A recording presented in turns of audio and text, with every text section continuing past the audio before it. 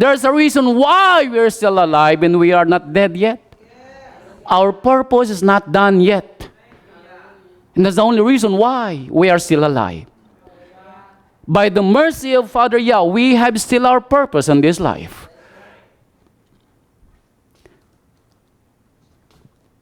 In Isaiah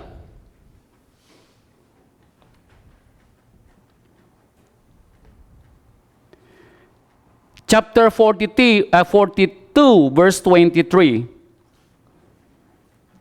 Now, here's what Isaiah said to this word as what I'm telling you right now from the Father. Isaiah 42, verse 23. Who among you will give ear to this? Who among you is listening right now? That we should go back and rethink our life, what we are in the presence of Father Yah. Not on what we have achieved already. Because if you remember, our rabbi said, it is not what a man's possess that determines his life. But most of the time, what you call that? We use what we owe and what we have in this life to determine how far we are in our life. Just like if the Joneses owns this and owns that, you will say, oh, they are successful. They are blessed by Father Yah. You think so?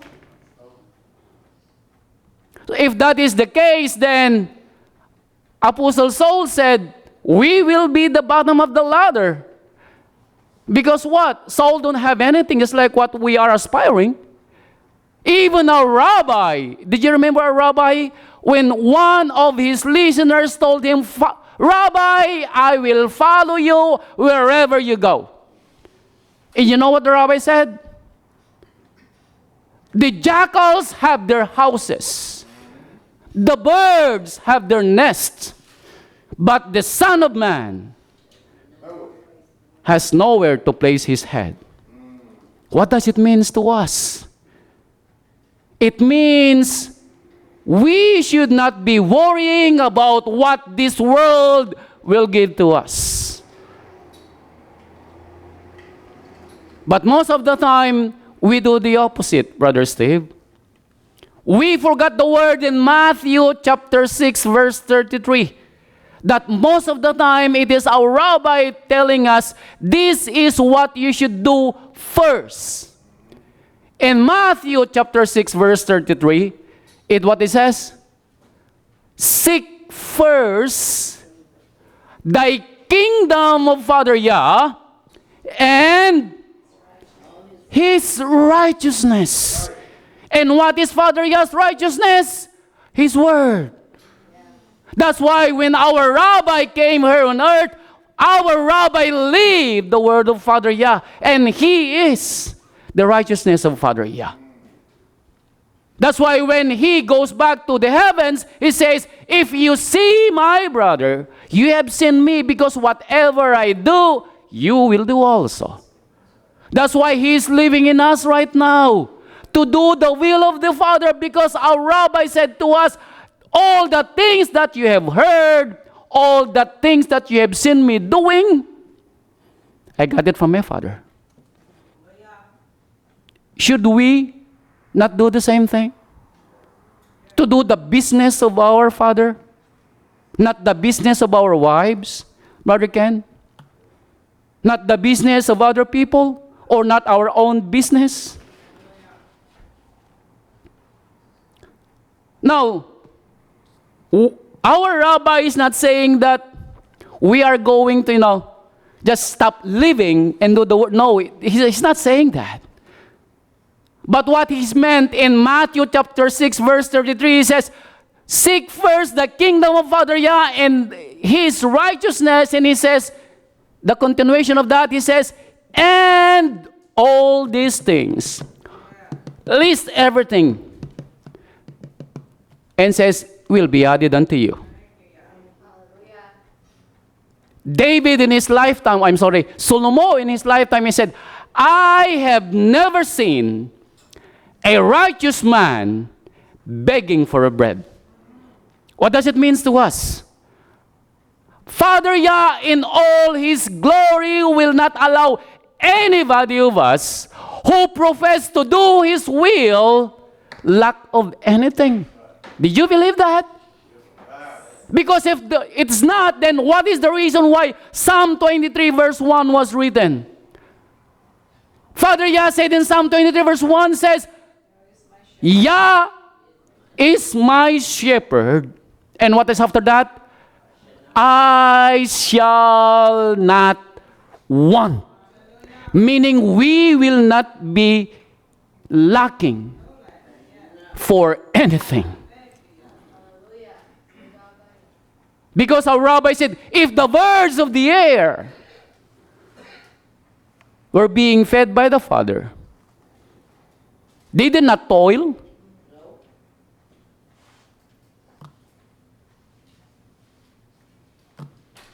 Isn't you are more precious than the birds of the air? You know why? Because our Father created us in whose image? His image. He created the birds, says, birds, be. It was created. Things be. It was created. But when He creates man, He takes time to create the human being in His image. And then, at the culmination of Father Yah showing His love to the human race, He sent His only begotten Son to save us from death. Did you know that the death on that Gehenna's fire is not made for human beings? It was made for Satan and his angels. It was not made in the beginning for human being. That's why Father Yah in our rabbi says, your time is coming short. What will you do about it? See? If you think that we are not going to die, think again. No matter how strong we are, how young we are, and sometimes, when you are still young, Brother Wes, Brother Steve, Brother Ken, you think you can do whatever you want to do, isn't it? Dean is just showing us a picture a while ago when we went traveling around the States. When we went to, I believe, Grand Canyon, I believe, we saw a man build his hammock and lying in that hammock between two cliffs. And the one that is holding just the hammock is one rope between two cliffs. In that cliffs, I don't know how deep is that cliff, thousands of feet probably. Now, that is tempting Father Yah for me.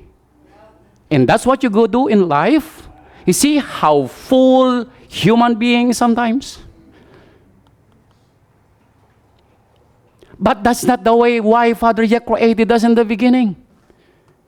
And that is why we need to discern what Father Yah is telling us right now as we hearing this word. Time is not in our side. In Jeremiah, Yirmiyahu, or Yermiah in some books, Yirmiyahu chapter 8 verse 7. It is funny when you hear and read this word that Father Yah is comparing us, to some form of animals. It's funny. Look at this. Jeremiah chapter 8 verse 7.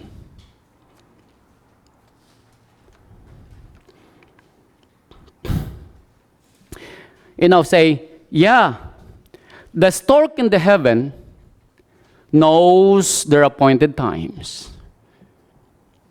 And the turtle and the crane and the swallow observe the time of their coming. And how about us, human being? You know what he said? But my people who were called by my name.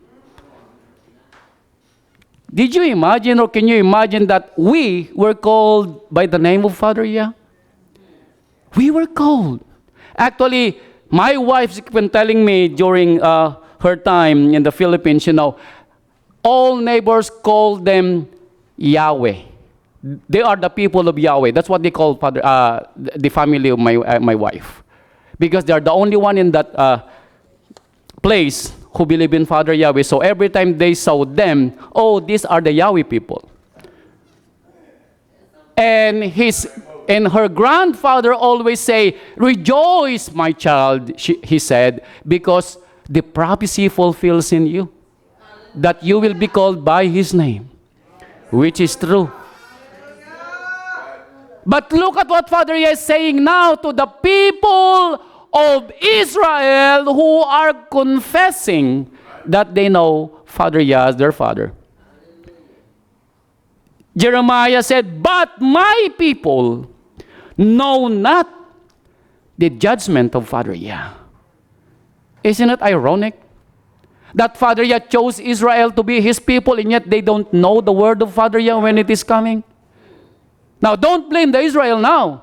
How about you, us? Who is listening the word of Father Yah right now? And Father Yah said, your time is coming. Don't wait for the time of reckoning, because if that time comes, mercy is no more. Mother Betty said, it's too late. When it is written, it is done. You cannot undo it. Remember Esau? When he sells his birthright, when Jacob got his blessing, no matter how Esau cried to Isaac, Isaac said, son, it is done. The blessing is already given to Jacob.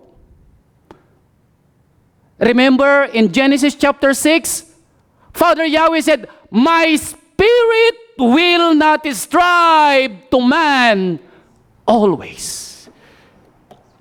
Why it is written like that? Because when that word came to Noah, that he will destroy the earth, Father Yah gave humankind 120 years. That is long, isn't it? That is long to be reckoned with. But these people did not change his ways. Noah preached the word. But when the time comes, Father Yah told Noah to build an ark. And when the people see that Noah is building the ark, the people says, he is crazy building the ark in the middle of the desert with no water on it. But when the water comes, when it rains and pours the water everywhere for 40 days and 40 nights, and here comes the people begging Noah to open the door. Noah said, this is not why I preached to you for 120 years. You know what the people said? Noah, we believe you now. You know what Noah said? It's too late.